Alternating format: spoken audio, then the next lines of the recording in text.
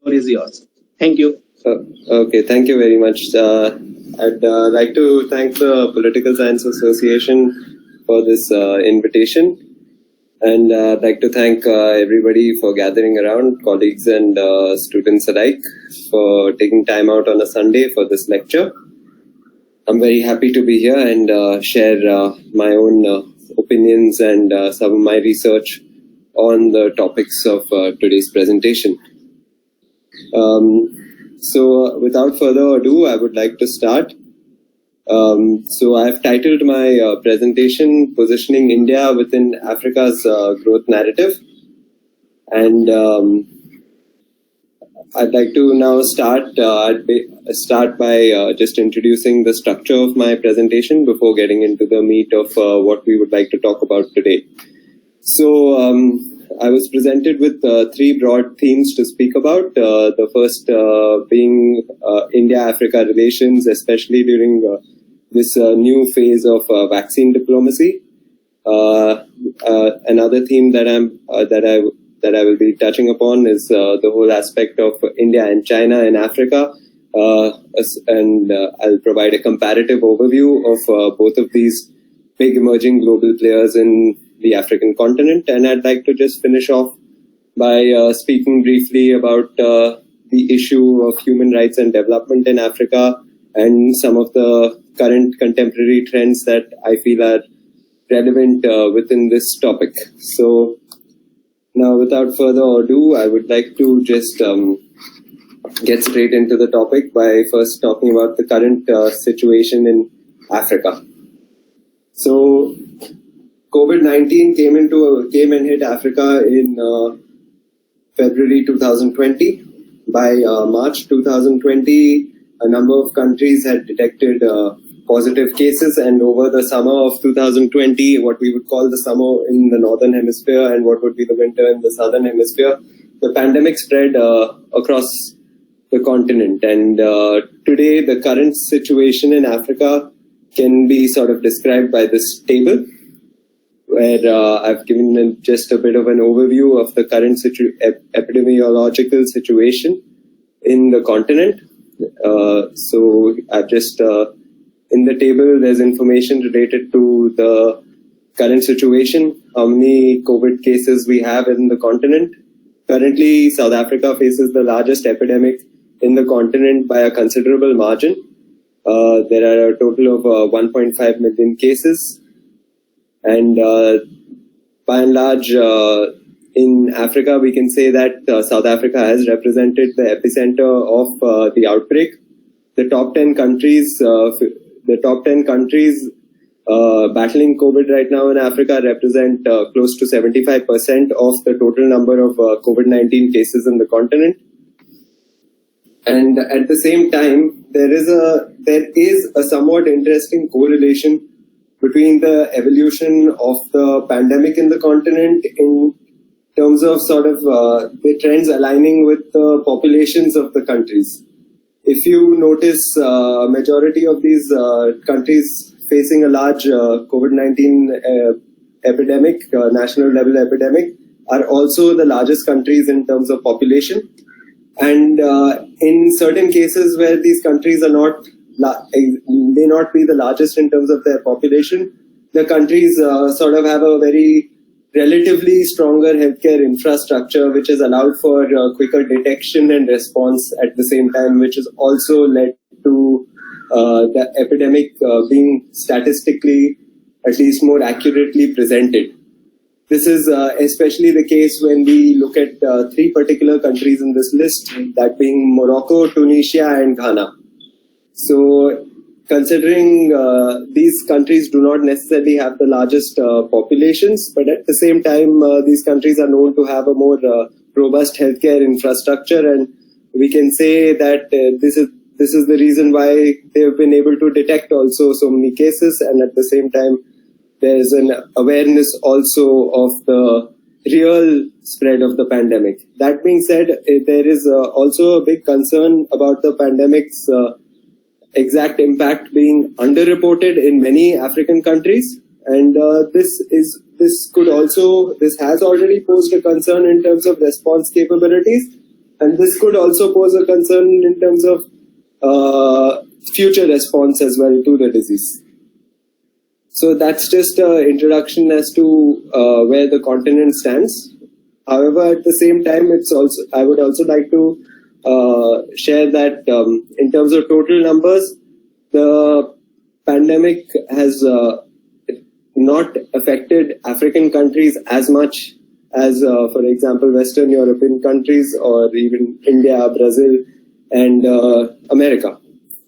So that's an interesting element, but we can argue also that underreporting could be one of the factors behind this sort of trend. So moving on. So we can already see that the pandemic's trends and its evolution by and large align with certain population trends and healthcare capabilities of countries attempting to respond. One of the major, we've already spoken about, I've already introduced to you guys that one of the major challenges for these countries were initially in terms of detecting cases and also testing cases. Testing infrastructure was very limited, especially during the first 6 to 8 months of the pandemic.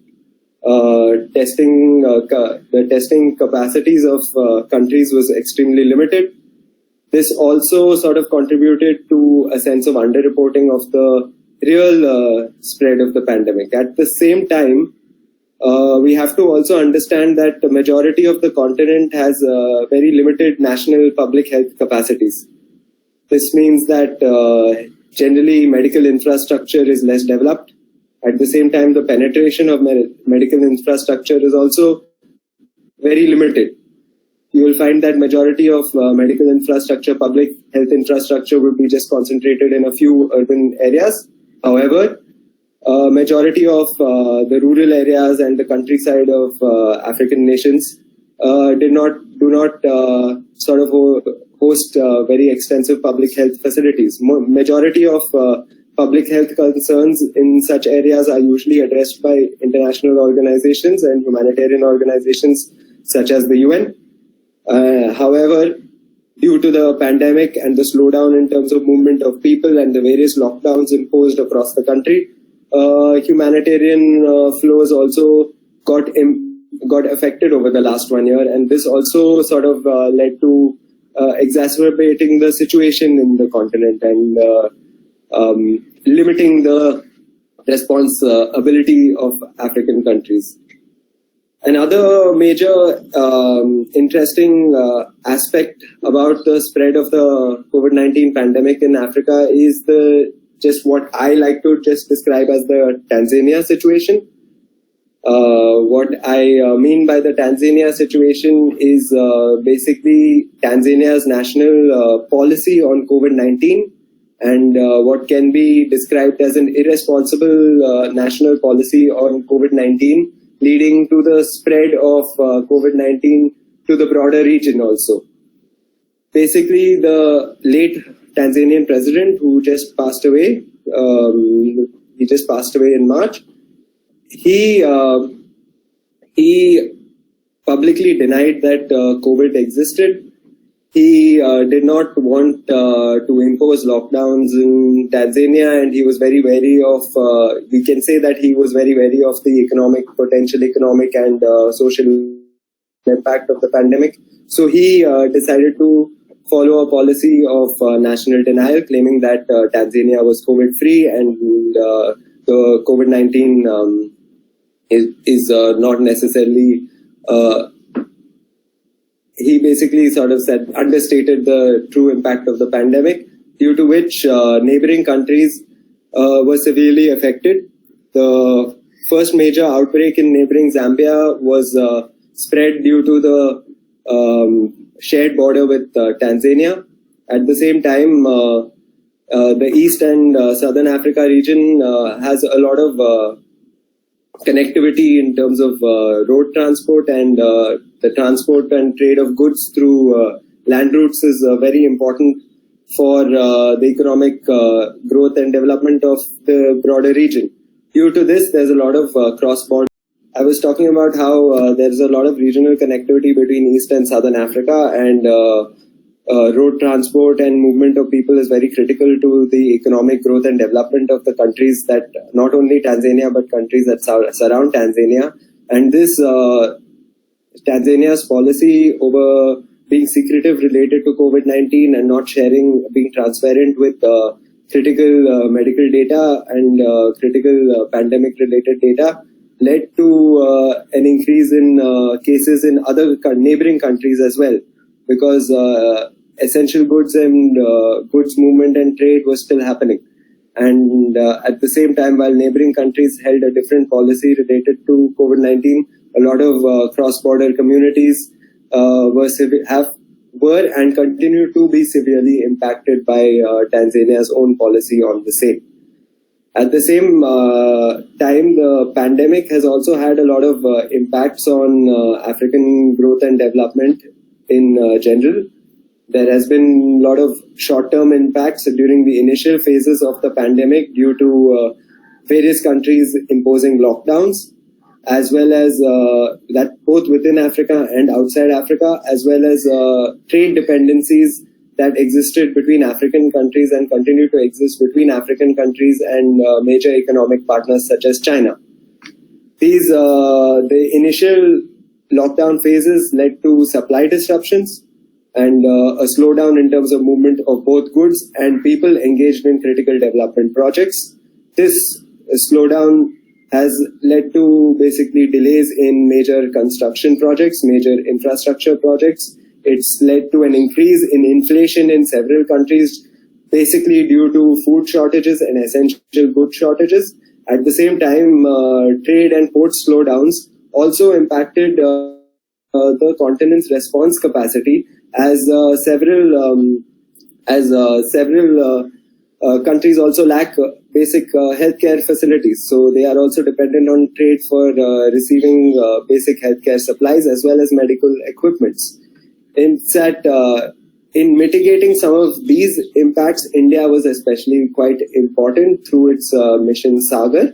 If you're aware, India employed the Navy and its government to extend assistance to the Indian Ocean rim countries in Africa, as well as a few other critical African partners.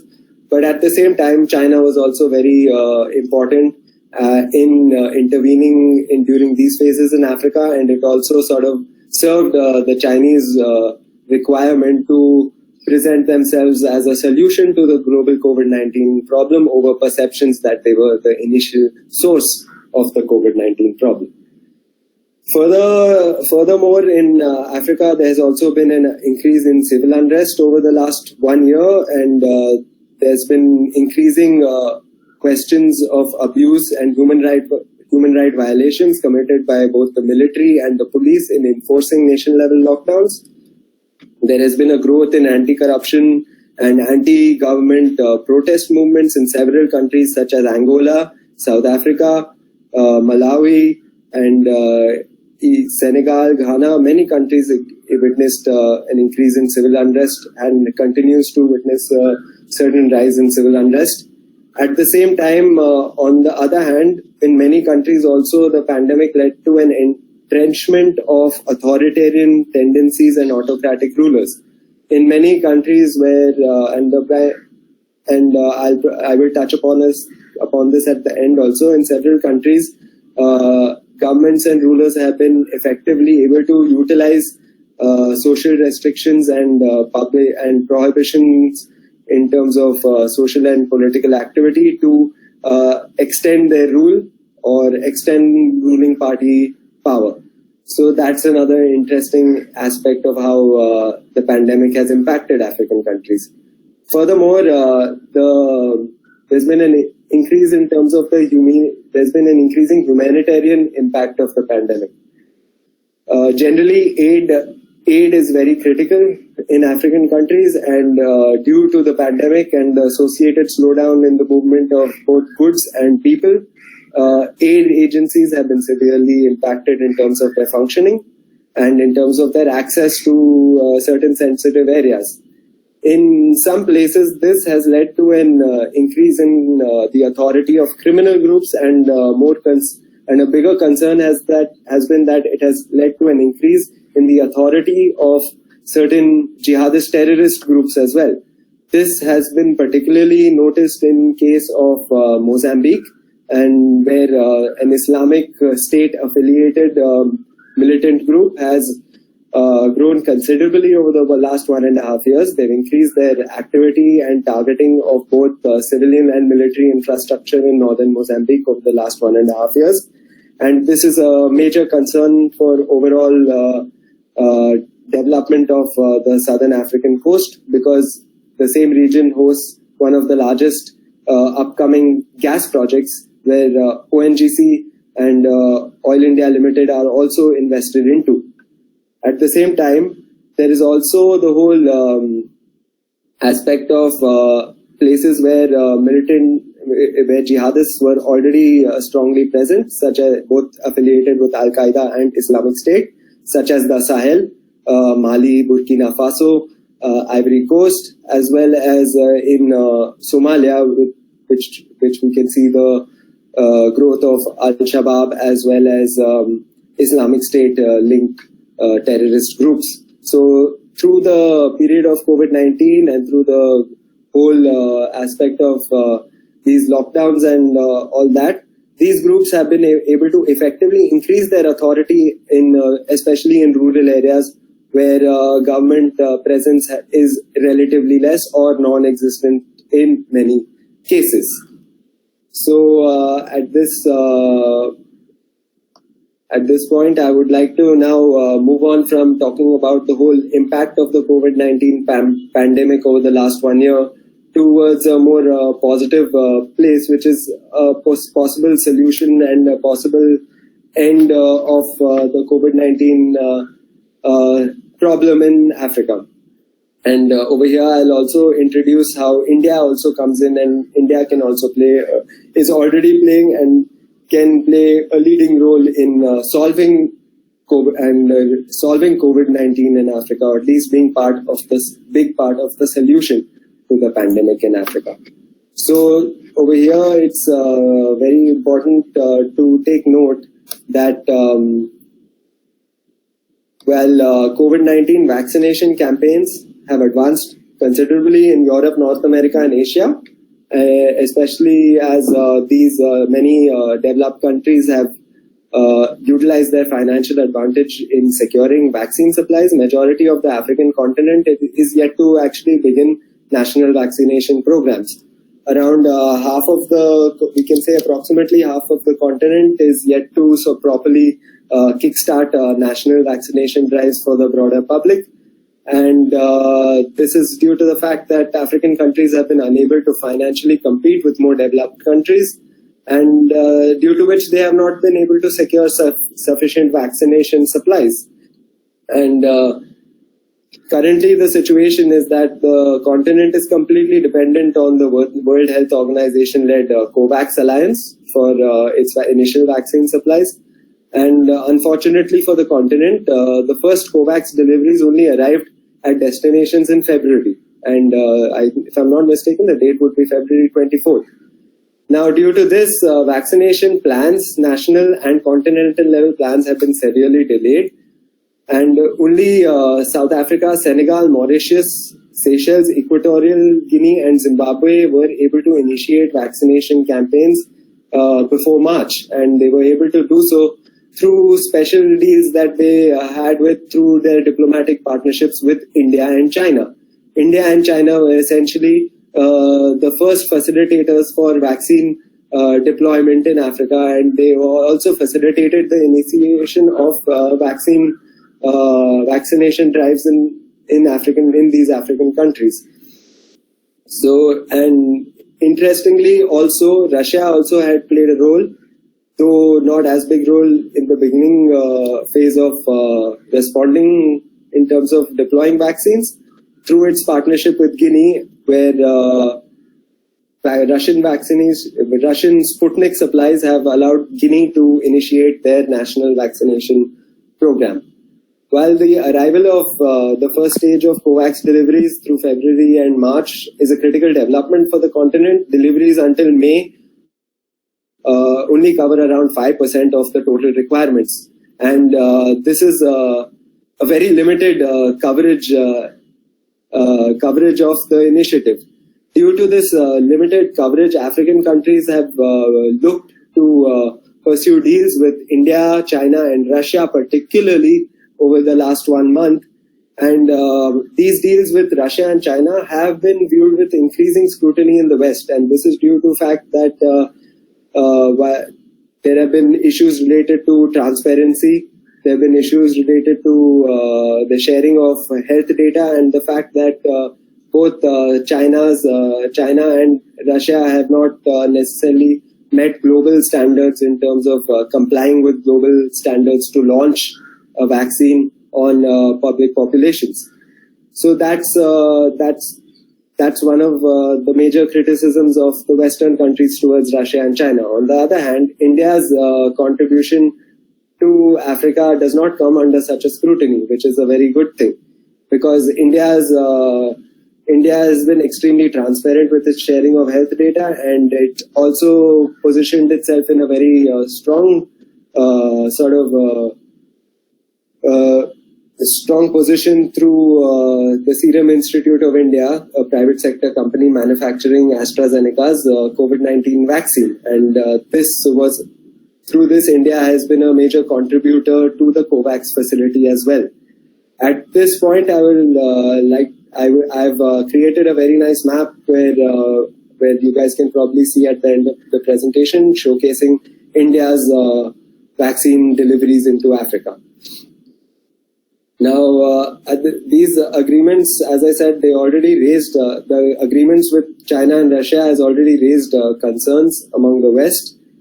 But we have to understand from the African point of view, where vaccine supplies are scarce and availability is extremely limited. African countries have been extremely receptive towards forming commercial deals with both China and Russia to secure critical vaccine supplies.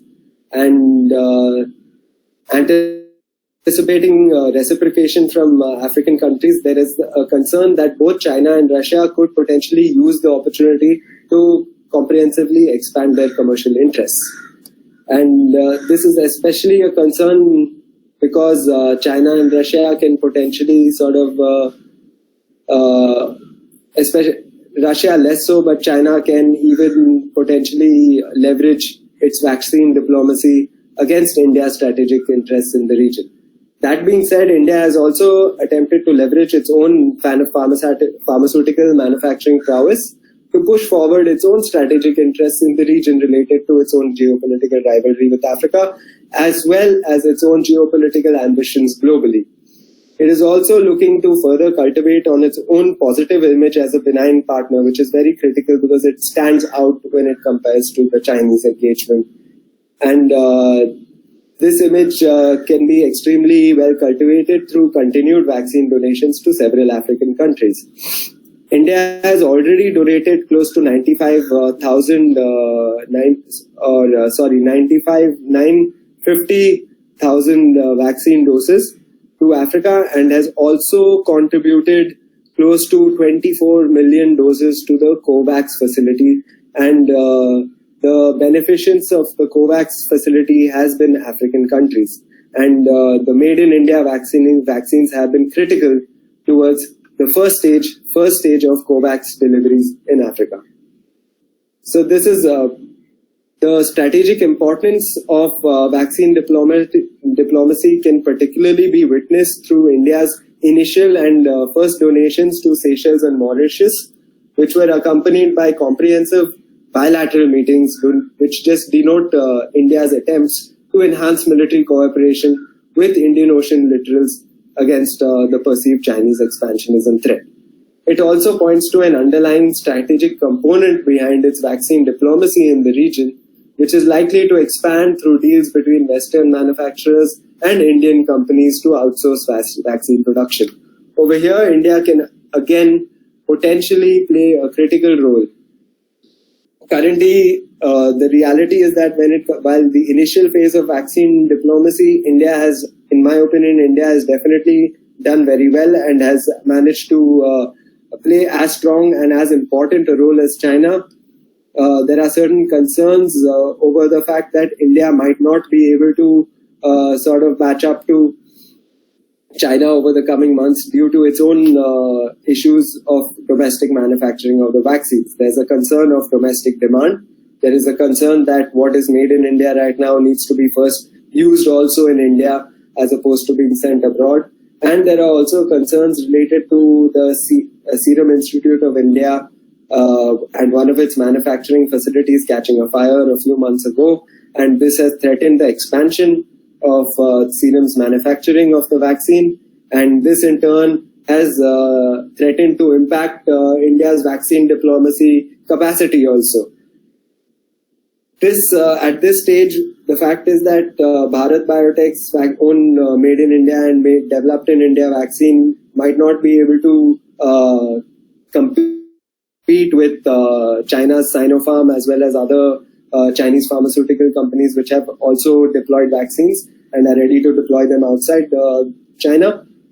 The real opportunity for India, in my opinion, is the role of the private sector and how they can potentially increase vaccine manufacturing as well as vaccine deployment globally through entering into deals with Western manufacturers to outsource the production of the Western produced vaccines to India as well. And this will allow India to also manufacture more and have the ability to donate more and also deploy more vaccines into Africa as well as other regions where India is looking to expand its strategic presence. So this is a very important aspect of the vaccine diplomacy, I believe, over the coming months. And not only the coming months, over the coming years as well. Now, I would like to move on to now that I've just sort of introduced how India can be very important in terms of future vaccine deployment efforts and future health cooperation between India and Africa is potentially really important. I would like to take a step back and talk a little about India-Africa relations and an economic overview of India-Africa relations and where this sort of health cooperation and where this vaccine diplomacy stands to boost current India-Africa relations. So India-Africa relations is, India is a very important trade partner for Africa. India currently accounts for 5% of Africa's imports and 7% of Africa's exports. This is very important because it essentially makes India the third largest trade partner for African countries, and its trade vis-a-vis African countries only falls short of the EU, US, and China, and the Gulf Council for Cooperation. So, in terms of a single country, India is the third most important trade partner for Africa. Currently, India's trade with Africa is mainly majority of the value is concentrated into oil and gas and minerals.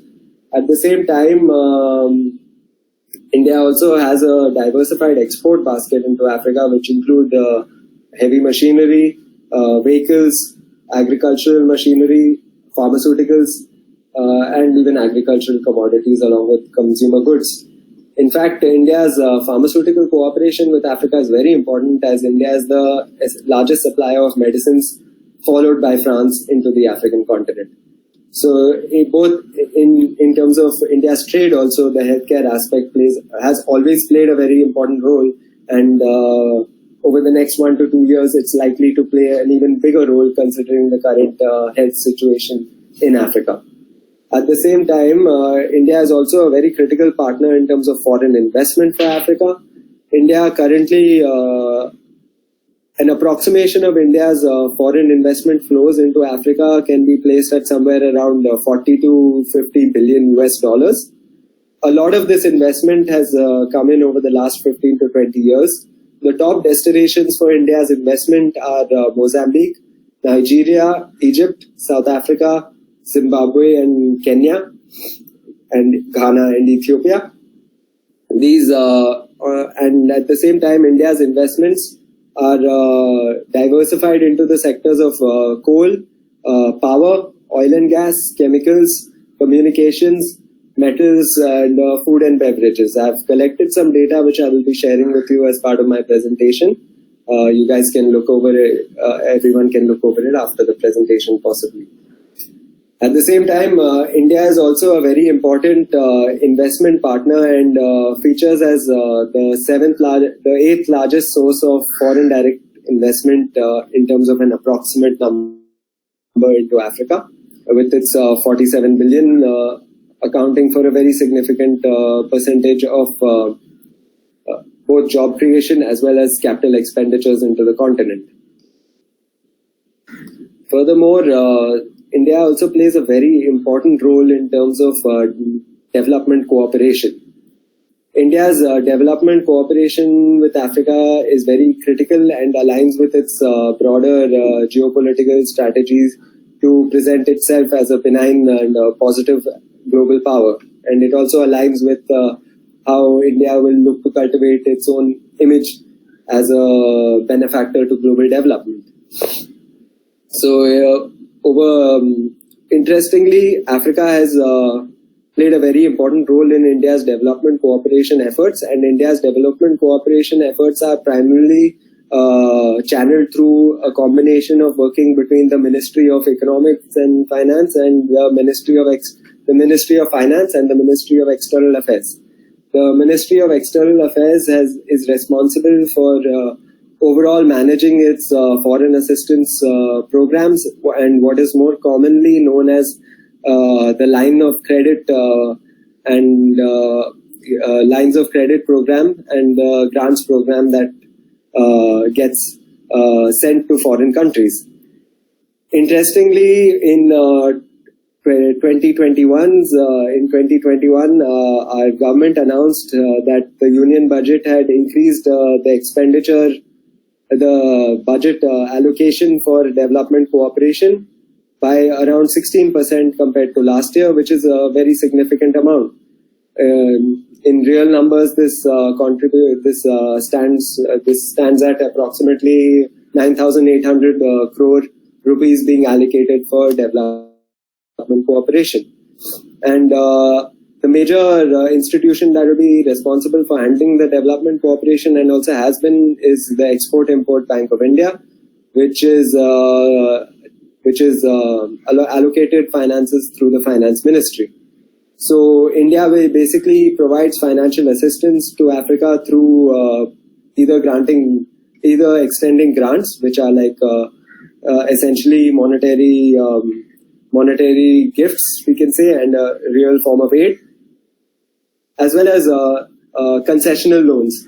Concessional loans are very important because they not only allow African countries another form of another access to finance and another channel through which African countries can access finance at concessional rates. It's also very important because it also encourages Indian export industry and it also encourages Indian investment. So it's a way where it's a form of financial assistance where both Africa and India sees a sense of mutual benefit. This mutual benefit is very critical to both sides, and it also again aligns with India's own attempts to cultivate its positive image in Africa and its image as a leading partner for development and its image as a benevolent partner. So, interestingly, in 2021, New Delhi has kept aside a significant portion of its development finance for African countries, and this is around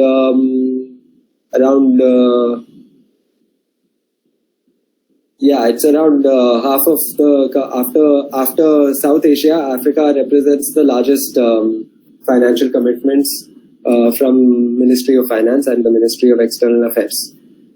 So this is a very important aspect of India's economic partnership with Africa, and it's likely to and it's expected to grow over the next 4 to 5 years. Now, at the same time,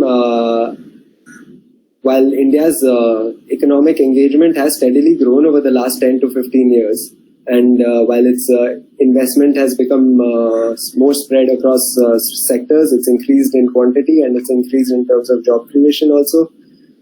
Trade has also grown multifold over the last 10 years.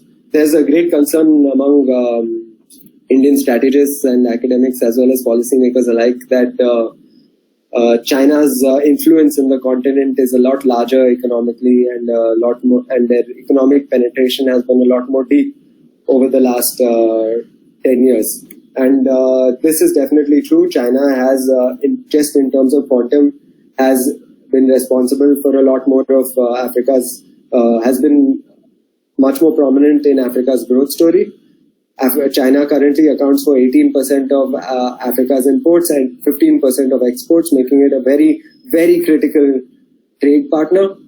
China accounts for close to $120 billion of foreign investment into Africa, making it the largest player along with the US in terms of being a foreign investor into Africa. And there is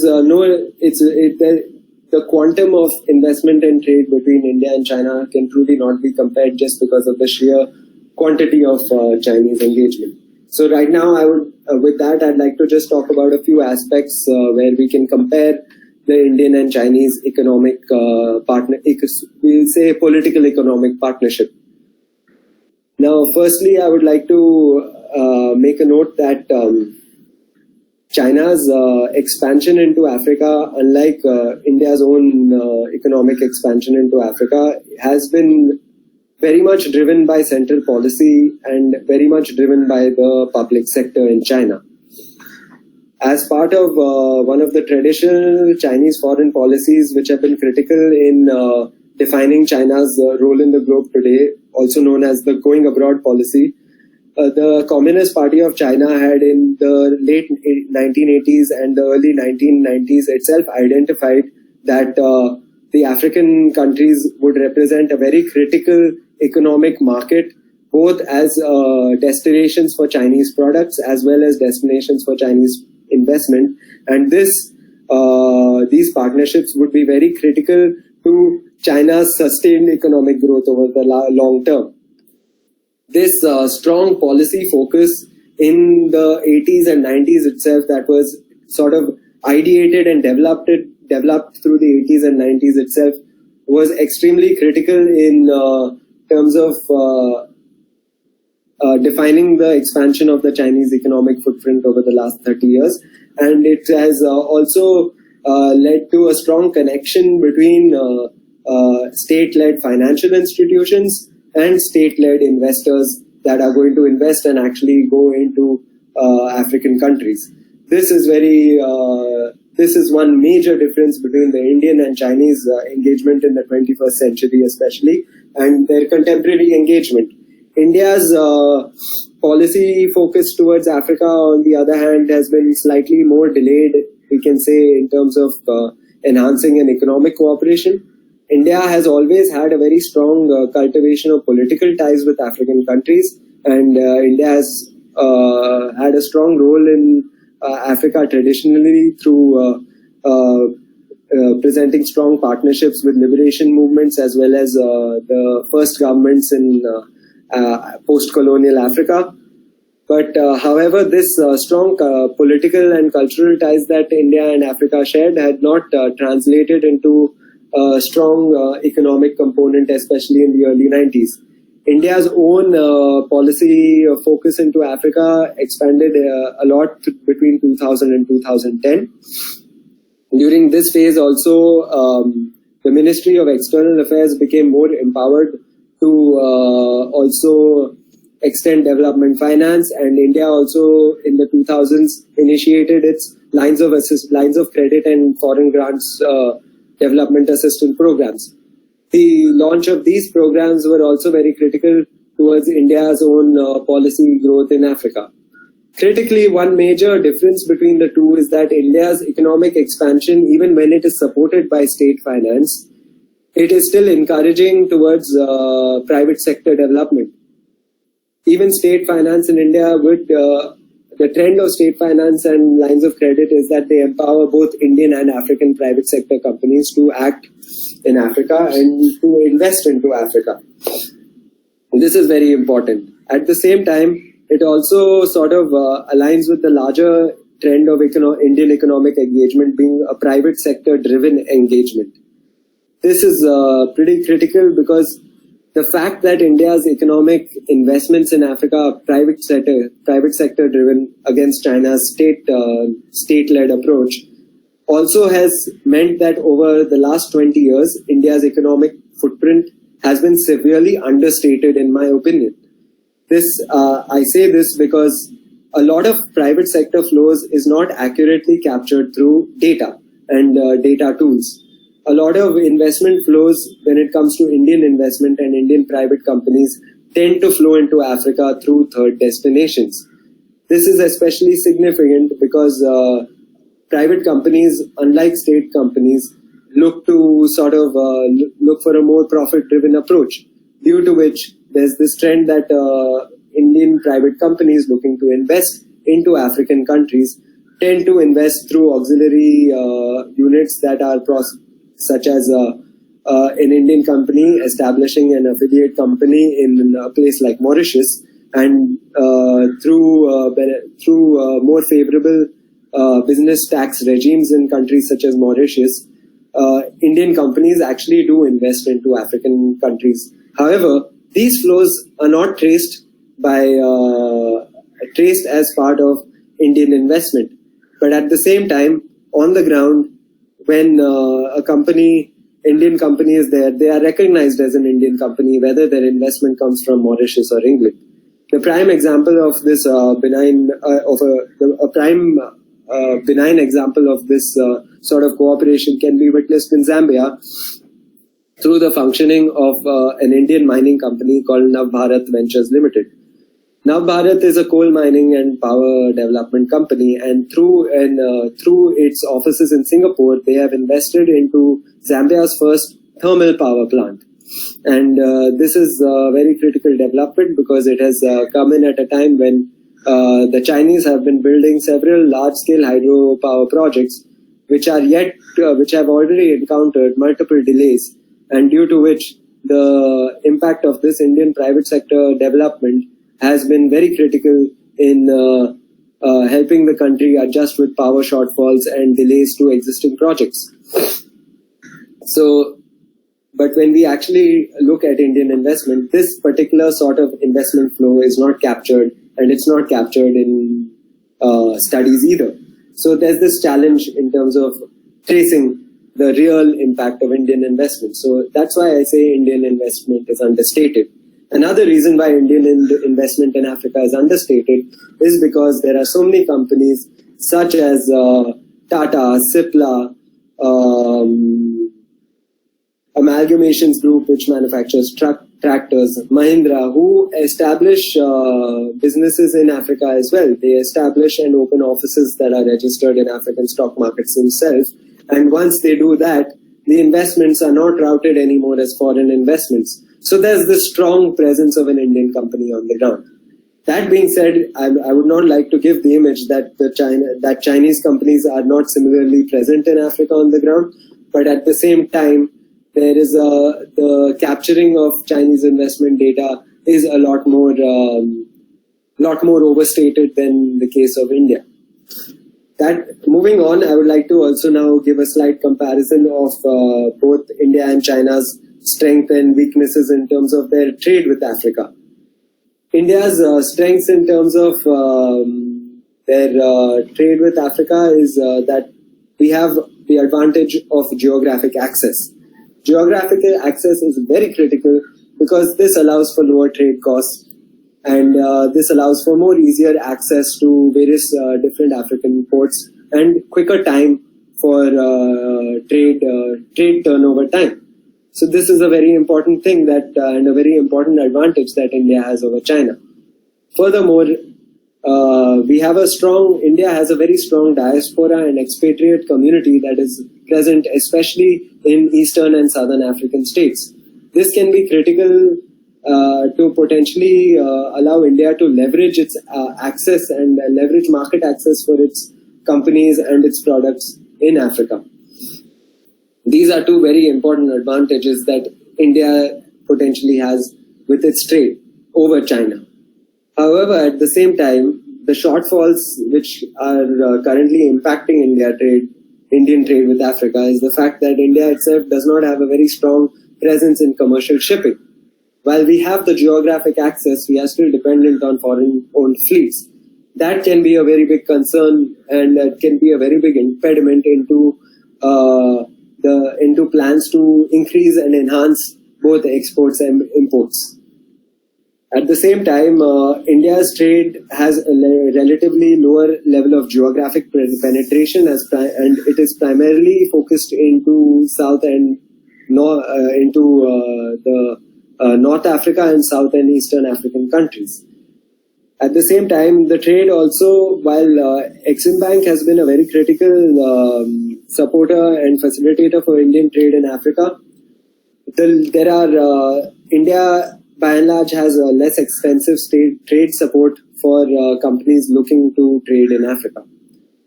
Exim Bank is only one example of a financial institution, while similar such trade flows when it comes to China is Chinese companies get assisted by 4 such financial institutions like Exim Bank. You have China's Exim Bank. Other than that, China has a bank called as the China Development Bank, and you have the Industrial and Commercial Bank of China as well. And all these 3 banks play a very, very big role and an equally large role in terms of supporting Chinese economic expansion. China particularly has some strengths over India also, which are very pronounced. That's its very strong manufacturing capacity. The fact that its strong manufacturing capacity also allows for a very vast export diversification in terms of both commodities and in terms of final destination of products. Furthermore, as I mentioned, the strong state support is a very big factor that facilitates the growth of Chinese trade. And China also has a very strong commercial shipping fleet. This is very important in terms of allowing more direct access towards African markets. However, at the same time, there are the drawbacks of the Chinese trade engagement is there have been several accusations against Chinese companies and China itself for practicing dumping, which is basically leaving a lot of low quality and low cost products in African markets, which have led to allegations that such economic practices they sort of lead to hampering the development of local industries. At the same time, there is also a lot of complaints of lower quality goods and the presence of counterfeit Chinese products in African markets. At the same time, investments also present a similar story. Both India and China have different comparative strengths in terms of their investments. In terms of investment sectors,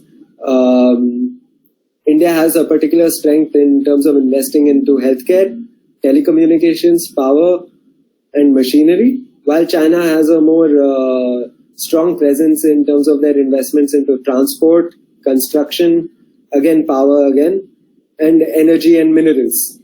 And mineral extraction is especially one very prominent area of Chinese investment into Africa. And a lot of Chinese investments are built around supporting mineral extraction. Mineral extraction in Africa, in many African countries, happen in non-urban areas and happen in areas with less government presence and less facility development also. So in order to conveniently and efficiently extract resources, Chinese are also compelled to invest into transport and power and other supporting infrastructure that usually tend to be defined by their commercial interests rather than the interest of the government in question. On the other hand, this is a particular strength of the Indian investment in Africa, where the Indian investments are by and large more complementary in nature. They are more complementary because they tend to take into greater account national development agendas as defined by African governments, rather than destinations for investment. So that's one very important aspect of the Indian partnership. Furthermore, the Indian investments in Africa have a much more larger component of employment generation at a project level rather than the Chinese investments. Chinese investments come with the complaints of bringing into the countries that they invest in Chinese labor. This has led to extensive public grievances and has also manifested into prominent anti-China xenophobic sentiments in several African countries among local communities. At the ground, there has been opposition to the presence of Chinese workers in Africa over the whole idea and perception that these Chinese workers are stealing economic opportunities and livelihood opportunities from the African populations who are critically in need of these opportunities. This is a very important, this perception also exemplifies the weakness of Chinese investment, which has come under increasing scrutiny and increasing questions of exploitation. There's also the whole aspect of the Chinese economic partnership with Africa and the Chinese development partnership in Africa only empowering and benefiting the African elite at the expense of the grassroots and the larger African populations. On the other hand, the Indian private sector investments and the nature of the understated private sector presence in India has led to Indian investments being more conducive and more complementary in terms of adapting to the political economic landscapes in African countries. This is very critical because it also allows and fits into India's larger cultivation of a positive image and a benign partner and a benevolent development partner for African countries. However, the Indian investment has its own weaknesses, and it definitely, again, like trade, it's limited by the relatively less extensive state provided support and the limited geographic spread of investments. Indian investments, again, are mostly concentrated into East and Southern Africa, and a lot of West Africa and Central Africa tends to lag behind when compared to the Chinese economic presence and Chinese investments. So that's just a broad economic comparison of the engagement of these two important global powers. Finally, I would like, and this also saw the whole point that I was talking about China's economic engagement and how it's mainly benefiting the economic elite in Africa. With that, I would like to also move on to the final slide and final theme of the presentation today, and that's the question of human rights and democracy in Africa. And where does India and China stand vis-a-vis each other with respect to promoting human rights and democratic values in Africa? So I would like to first say that 2020 has been a year of many concerns when it comes to overall humanitarian evaluation of rights and democracy in Africa. There have been elections that have been questionable at best in Uganda, Tanzania, Guinea, Ivory Coast, Togo, and Burundi, where presidents ruling have extended their rule into third terms, which is the case for Ivory Coast and Guinea. In Tanzania, there have been concerns of the ruling party by employing widespread fraud and in manipulating elections, and that led to an overwhelming victory for the ruling party as amid continuous allegations of opposition suppression. Then There's also been the issue of President Museveni in Uganda, who extended his term once more, who's been in power. The year is off the top of my head right now, but he's been in power for more than 30 years. There's also a lot of allegations of electoral fraud conducted by his party in Uganda as well. And also there were concerns related to the explosion of civil war in Ethiopia in November 2020, where the current Ethiopian ruling party declared a war against the former ruling party, which was in power up till 2016, which led the central government coalition in 2015. So there have been a lot of concerns over the overall deterioration of human rights and democratic values in Africa over the last year, despite promising developments in the previous years. And these are likely to pose a real threat in terms of African Union and African Union's own goals related to human rights and its own vision for democracy in Africa. So there's a lot of concerns that these trends can sort of erode any democratic gains made by countries in recent years. This is definitely a very relevant concern, and there are also a lot of arguments which suggest that the Chinese engagement with African countries is contributing to further eroding democratic values in these countries. For a stable China, by and large, favors political stability over democratic values, which is the case in many, which is the case witnessed in case of its engagement in many countries, and this leads to this. There's also been arguments that this Chinese engagement and these financial assistance, the large amount of financial assistance to ruling African governments, entrenches the authority of authoritarian rulers. So that's a very relevant concern, and this is also a concern for India as well. And this is also a very big concern for India, especially because India over the last 10 years has also looked to enhance its own economic cooperation and aid cooperation with Africa at a bilateral level. Previously, India's development cooperation with African countries was primarily channeled through the African Union.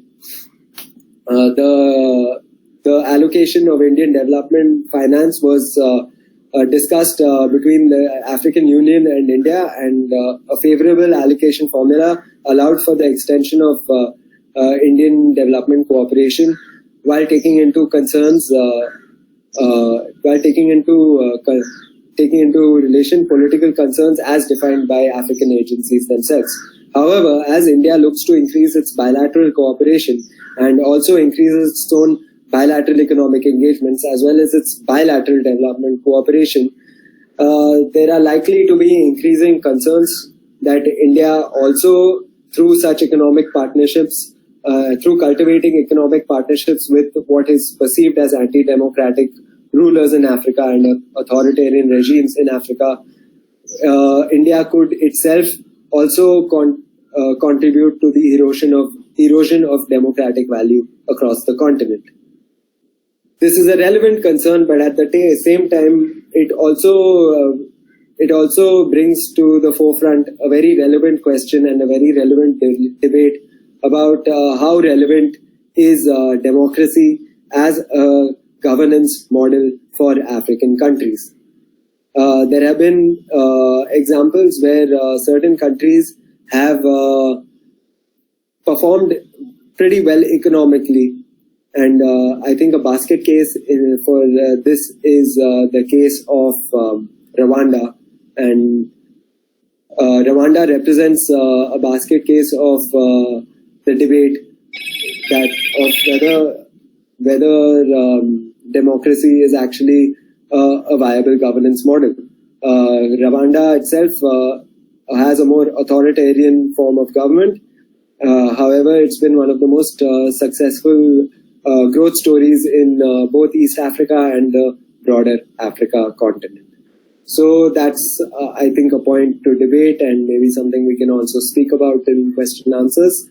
And with that, I would like to end my presentation and open the floor for any doubts and discussions.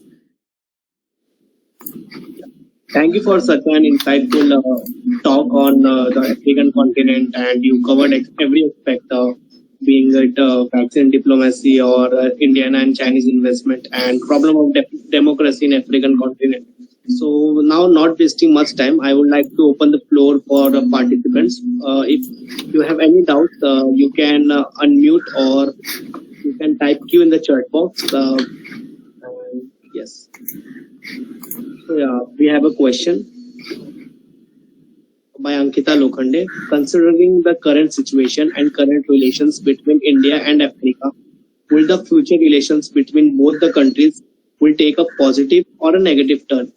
Also, what would be the impact on the Indian subcontinent in both cases? Socio-economic impact. Yeah, so that's a pretty relevant and interesting question. It's also quite a vast question, but I'll try my best to answer it sufficiently. So, considering the current situation and current relations between India and Africa, would the future relations take a positive or a negative turn? My own personal view is that there are, of course, we cannot be sure, but that being said, my own personal view is that there is more likelihood of the future relations between the two countries taking a more positive turn in the future. India has already been allocating more government finances and more budget towards engagement with African countries. India is increasingly empowering the Ministry of Finance to work with the Ministry of Ministry of External Affairs to work together between these two ministries to enhance India's economic presence in Africa. At the same time, India is poised to also play a very important role over the next 2 to 3 years in terms of its healthcare cooperation. This is very important because while majority of the US and European Union and even possibly India and some Asian countries are expected to achieve a sense of herd immunity within 1 year, in Africa, slow vaccine deployment, delayed vaccination drives and delayed programs means that herd immunity from COVID-19 in Africa is going to be a much longer process. It's going to take 2 to 3 years. And at the same time, there is going to be a lot of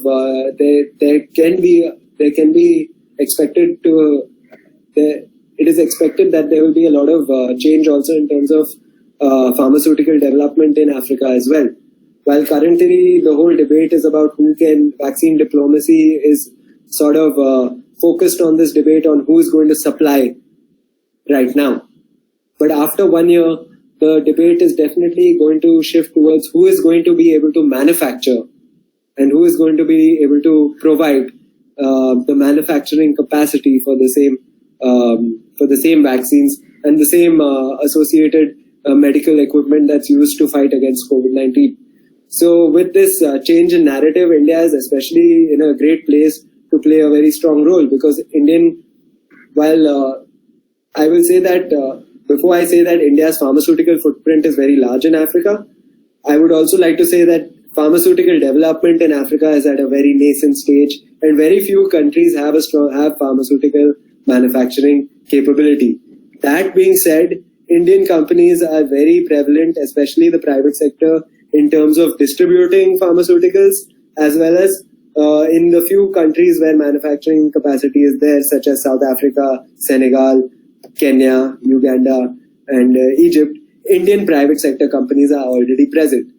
And through increasing its own vaccine manufacturing capability in India, the Indian private sector can empower itself to also do the same in Africa, and through support of the Indian government and through the support of Indian financial institutions, the Indian private sector can be poised to be the leader in terms of a global power presence in combating COVID-19 and playing a major part in resolving the pandemic crisis. So in that sense, I believe over the years there's more scope for our relations with the African continent to take a more positive turn, irrespective of whether the political future of Africa looks more democratic or authoritarian, irrespective of how China expands its economic presence in Africa. Yeah. So I would like... There's more questions that has come up. Priyanka has asked, both India and China, through their respective health and donation diplomacy, are vying to carve a space and position for themselves as reliable partners of Africa in its time of need. How Indian and Chinese involvement in Africa differs in intent, methods, and their outcomes in vaccine diplomacy in brief. Okay. In intent, I will say that the main difference between India and China in terms of intent.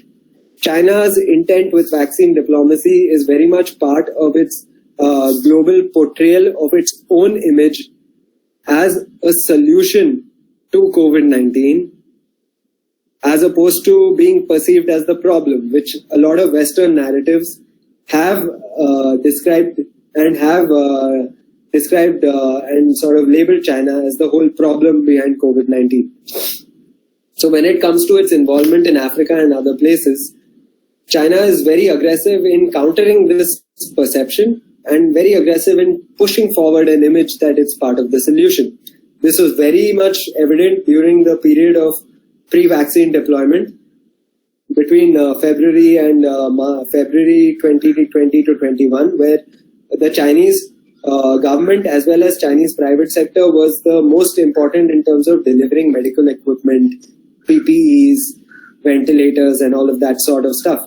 So they were very important. Their intent was to portray this great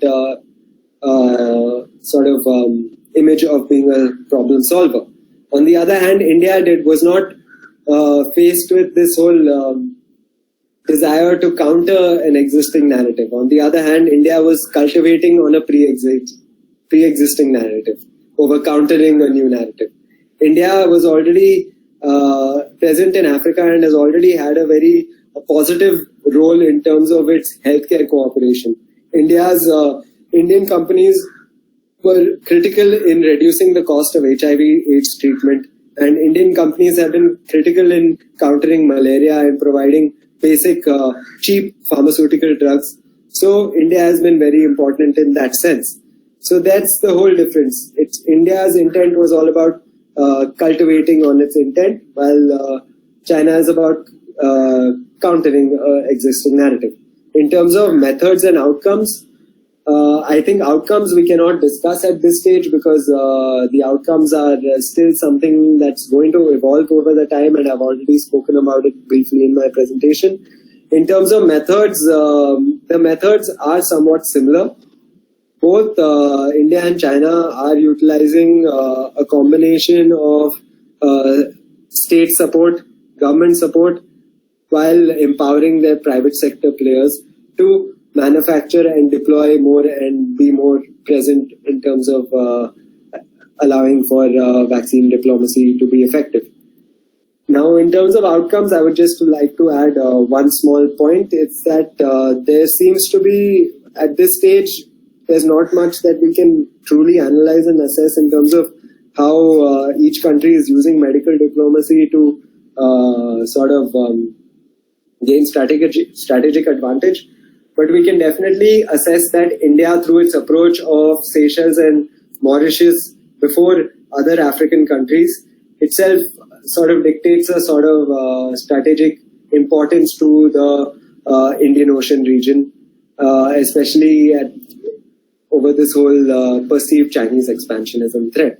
At the same time, China will likely utilize vaccine diplomacy as part of its broader political attempts to expand in Africa. Then I'll move on to the next question. Atia Memon has asked... Just let Anirudh has a question. Anirudh has typed Q in the chat box and before Atya. Oh, So I sorry. would like to ask Anirudh to please ask the question. Yeah, sorry. Yes, sir. Thank you, Rohit. Sir, recently Morocco recognized Israel and had diplomatic relations with Israel, and that were mediated by the USA. And in return, USA recognized sovereignty of Morocco over Western Sahara. So my question is, what is the opinion of other African nations over the region of Western Sahara? Do they support the independence or do they recognize Western Sahara to be a part of Morocco?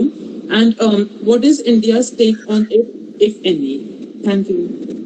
Yeah, that's a good question and a very relevant question in terms of diplomacy in Africa. So the position related to Western Sahara and whole US's recognition of Morocco over Western Saharan, Morocco's sovereignty over Western Sahara also aligns with the position of Saudi Arabia and the UAE, which are the major players of the GCC, and their own support of Morocco and their own support for Moroccan sovereignty over Western Sahara. At the same time, when we have to see the position of African countries on the issue, African countries have taken a split view on the issue. Countries that have cultivated very strong relations with Saudi Arabia, which tend to be Sunni, which tend to be Islamic majority countries, tend to also align with Saudi Arabia's position of support for Morocco. At the same time, Morocco is also part of the larger Organization of Islamic Conference, the OIC, and through the OIC by and large recognizes Morocco's sovereignty over Western Sahara.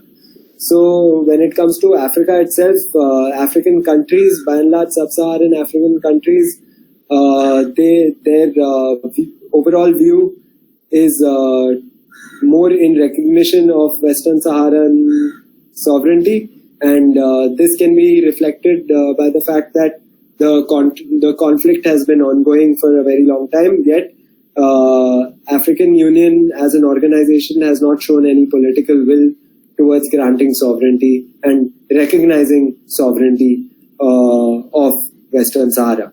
At the same time, African Union every year its chair, the chair host of the African Union changes, and the change of host also can bring about some sort of differing policy view on the issue. But by and large, there is support for Morocco on the position.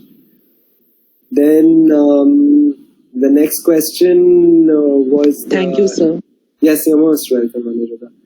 Then the next question for the Boko Haram crisis. So Athiya has asked a question that Boko Haram are committing massive human rights violations in Lake Chad and Nigeria. Why is this so prevalent till date?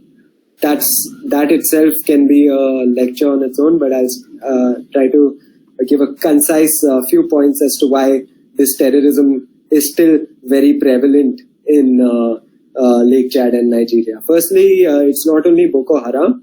There is another organization known as the Islamic State West African Province. It also, the short form is ISWAP.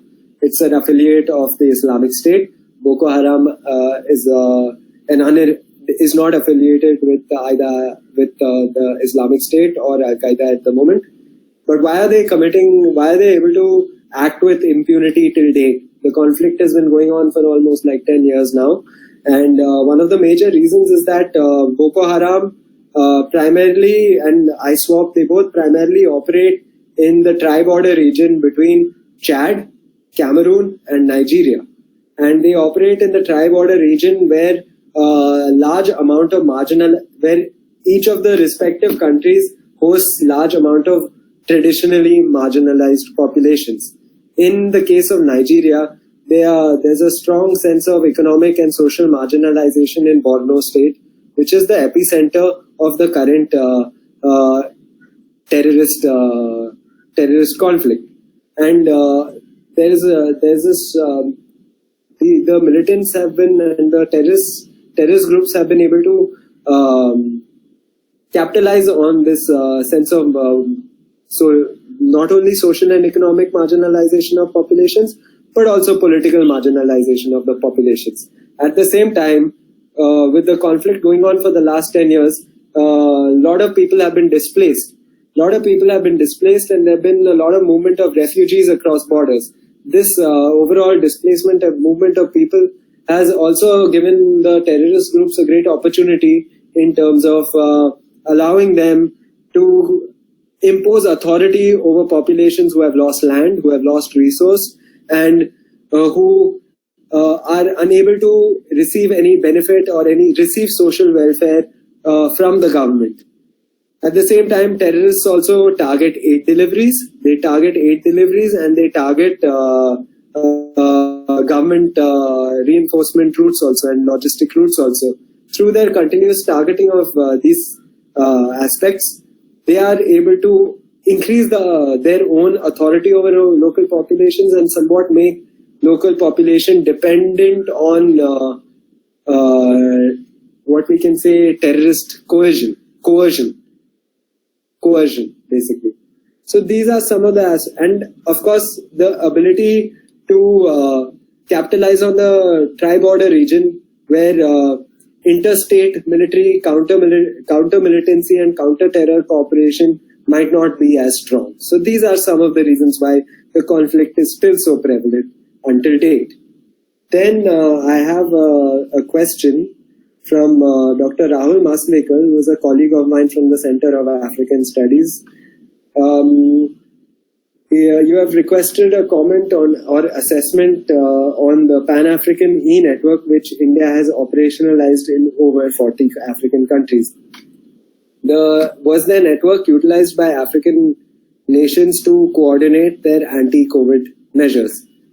So that's also a pretty very relevant and interesting question, because the Pan-African e-network was a project envisioned, I believe, under President Abdul Kalam's by President Abdul Kalam, and it's a very old project, and it's a project for extending tele-education and tele-health and telemedicine facilities across the African continent. And this is potentially very honestly, at this stage, I would say that I'm not sure as to how extensively African nations actually utilized the Pan-African e-network, and that is also due to the limited amount of information and data that the Indian government also provides in terms of tracking these initiatives. It's very important that the government looks to be more active in terms of tracking these initiatives and tracking how useful these initiatives actually are and how much they are actually playing into the current pandemic response.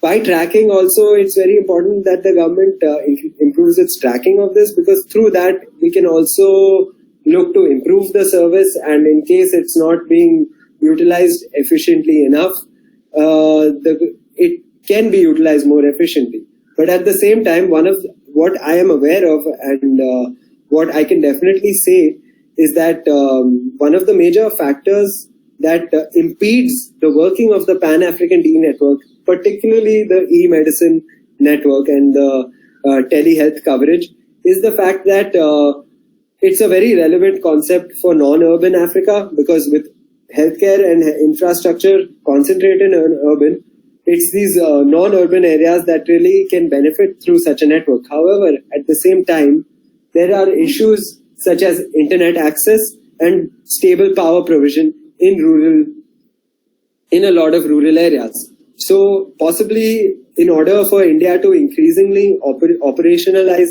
the Pan-African e-network and increasingly utilize it as part of its vaccine deployment efforts, maybe India needs to establish a support infrastructure to ensure that the Pan-African e-network can actually function and extend across rural African countries, rural African areas. And this is where the potential of this project, I believe, can be maximized rather than just being focused into urban areas where healthcare infrastructure is already there and people would prefer to receive medical service by a person rather than through the internet. Then I believe there was one more question on the Tigre crisis that I missed. 1 second. Yeah, there is a question by Samiksha on. Can I explain the Tigray conflict? Okay, I can explain the Tigray conflict, fortunately, because I did field work in Ethiopia. If not for my field work in Ethiopia, it would be very difficult to explain the conflict, because it would be like someone from a person who doesn't know much about, not been to India, talking about Kashmir. It's very difficult, right? But fortunately, I've traveled to Ethiopia, so I have some political insight into the conflict. So, the Tigray region is the northernmost region of Ethiopia, which exploded into civil war in November 2020 due to the fact that the Ethiopian Prosperity Party, the ruling party of Ethiopia, declaring a war against the Tigray People's Liberation Front, which is the ruling party, was the ruling party of Tigray region in Ethiopia. Critically, the TPLF, the Tigray People's Liberation Front, the TPLF were the ruling party for whole of Ethiopia for a period of almost 23 or 24 years, during which there were a strong lot of perceptions that the ruling Tigray party utilized its political position to only socio-economically favor the development of the Tigray ethnic group, which currently constitute less than 10% of the Ethiopian population. This conflict is rooted in a whole perception of one ethnic community politically benefiting from controlling the system for a period of more than 20 years at the expense of larger ethnic groups which command much larger percent of the population and also stay in much more larger areas of land. So that was the basic political issue that drove the conflict, and that also led to the TPLF eventually falling out of central governance.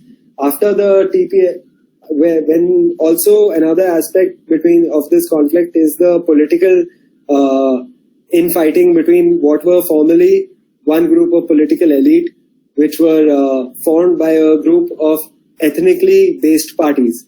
In Ethiopia, the parties are broken and based on ethno-nationalistic lines.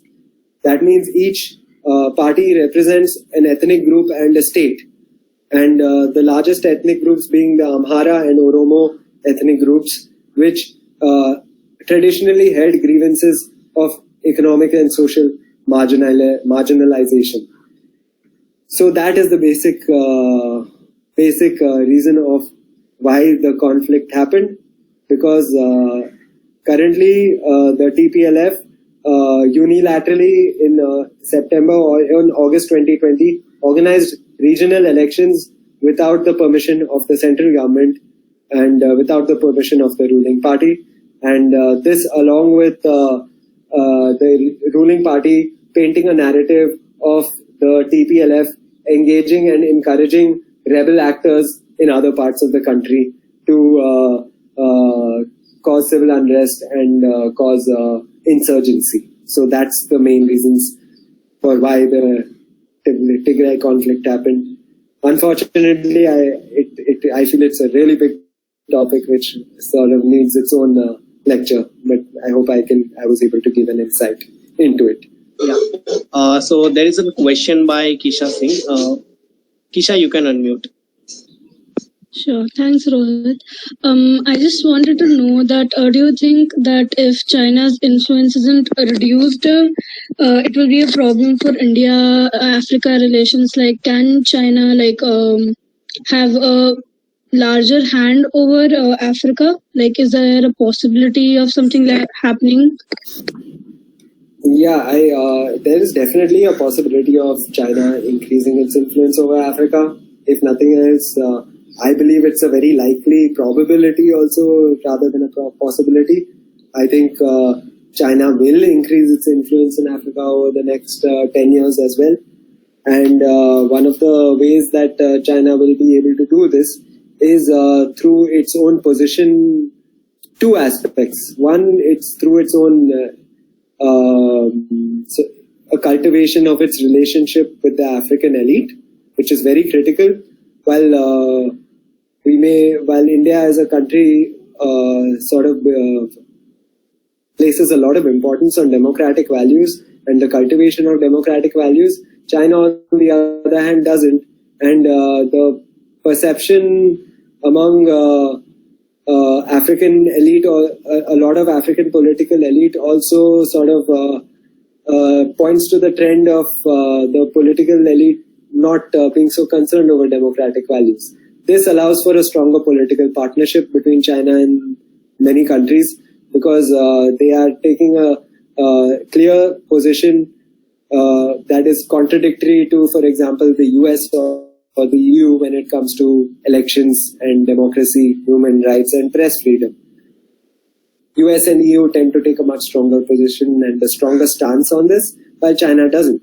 This can allow China to improve a cultivation of its political image, improve its political cultivation.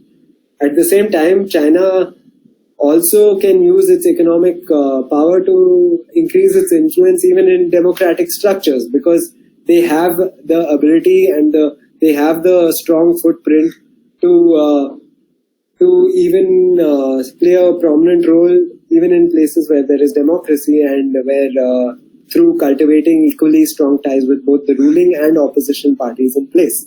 So that's one other element of how China can increase its influence in Africa. Then thirdly, there's also the very critical aspect of Chinese financial assistance, and how Chinese financial assistance can counter Western influence also. Currently, the major sources of Western financial assistance comes through international financial organizations that are affiliated with with the IMF and the World Bank, the International Monetary Fund and the World Bank. And due to this affiliation and connection, there is a lot of emphasis on countries implementing structural political and economic reform, which gets tied into Western aid and Western financial assistance. This is, on the other hand, China's financial assistance does not tie into it does not come with conditions of political reform or economic structural adjustment. This gives Chinese economic assistance an advantage, and it also encourages African countries who maybe are taking a contradictory stance on such policies that are being demanded by Western lenders to go closer to China and to increasingly engage with China on financial assistance. And this is really important, because financial assistance contributes for a large component of budgets in African countries. So this is a very real element of how China is going to increase its influence. Yeah, thank you. Actually, we have passed our time limit, and there are two more questions. Would you like to answer? Sure. What are there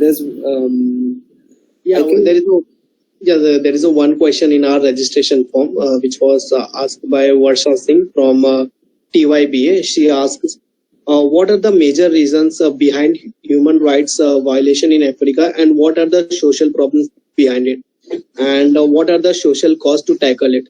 I would like to focus the third part of the question. What are the social costs to tackle it? Okay. So I think the major contributor to human rights violations in Africa is the erosion of democratic values and the entrenchment of authoritarian regimes. Because such regimes act with more impunity, they act with less transparency, and they have a tendency to restrict press freedoms. Restricted press freedoms are one of the basic ways in which authoritarian tendencies get more and more entrenched in a country, as people do not have an outlet to express social grievances. If you do not have an outlet to express social grievances, human rights violations are likely to happen with much more regularity. At the same time, human rights violations are also an issue in a lot of democratic regimes where political power allows for even parties that come forward on a democratic platform to control information flows. So it's quite a complex issue which cannot only be simply be resolved by implementing democracy in countries. So as a response and as a solution, it's not that democracy is the only solution. There has to be a sense of protection of press. Journalism needs to be transparent, it needs to be unrestricted, it needs to be somewhat free in nature for human rights violations to by and large come down. At the same time, in a lot of countries, there is regime change is likely to be one of the major factors and the major costs for improving human rights violations in Africa. And off the top of my head, another major, I would say the major element is that I would say at one level it's about promoting democracy and ensuring that democratic values are promoted, but that's not enough.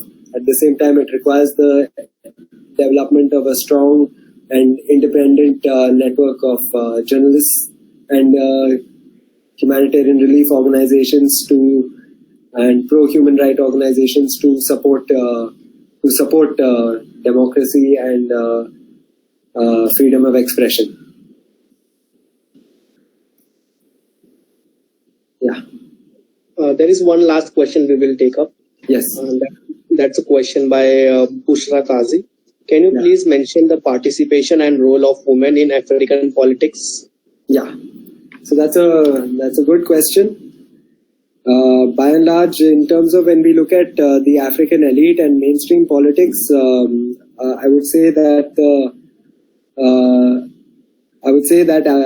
role of women in mainstream African politics has been extremely limited over the last in the post-colonial era.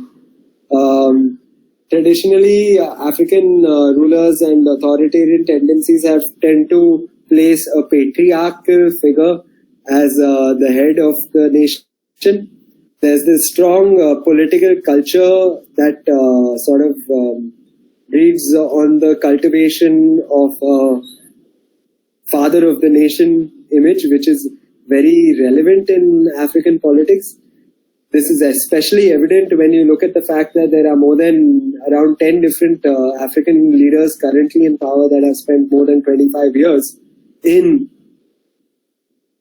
charge of the presidency. So in such situations, the role of women in African politics, especially mainstream politics, has been extremely limited. At the same time, the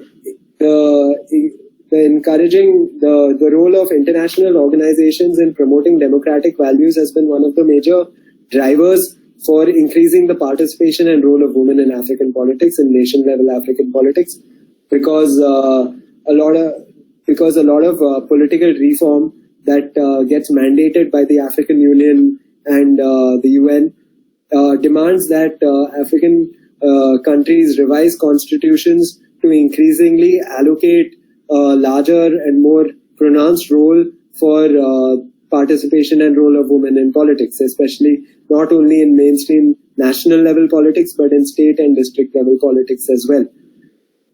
Traditionally, when we look at traditional African society, again, it's I don't want to generalize, because Africa is a very diverse continent with 54 countries, and if we have to look at tribes and communities, we're going into more than thousands of different communities. But when we look at traditional African society,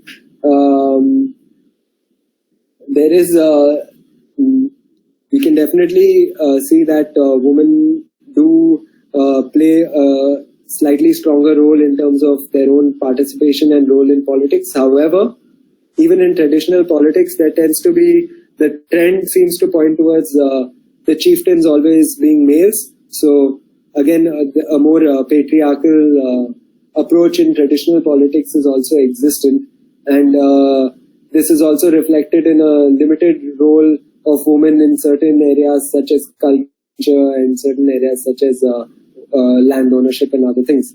That being said, you have the other side also, where a lot of African traditional society is aligned through matriarchal power. And a prime example of this is in Ghana, where the women inherit ownership of land and other titles from family. So we cannot generalize on the topic when it comes to traditional political structure, but in modern political structure, we can definitely say participation and role of women is limited, and due to increasing authoritarian tendencies in certain countries, their role has become reduced to a more figurative role in terms of a representation rather than a real role in terms of actually leading to change. Yeah.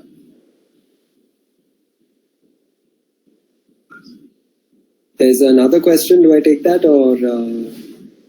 It's up to you if you want to take up.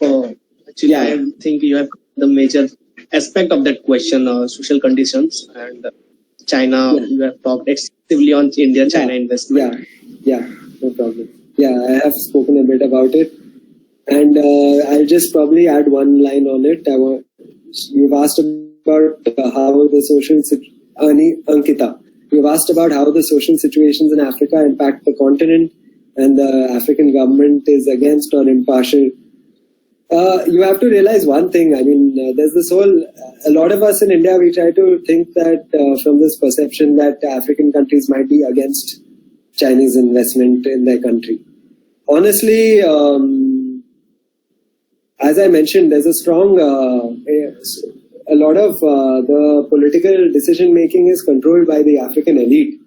So when it comes to the African government is by and large very recipient and open towards Chinese involvement, because Chinese involvement and also to this matter, Indian involvement does not demand widespread political reform or does not demand economic reform. These countries come and allow countries to retain their political and economic policies. They do not as much request a disturbance in the policy. However, China does tend to look for economic favors tied in with diplomatic relationships. But that being said, African governments are by and large receptive and are going to continue to be receptive towards Chinese involvement, irrespective of the grassroots sentiment, because a lot of it is dictated by the elite, political elite. Yeah. You're welcome. Yeah. So on that note, we come to our lecture. Thank you, Shaantanu Shankar, for giving such a brief talk on every theme. We requested you to talk on, be it vaccine diplomacy, be it India and China, which you talked so extensively in questions.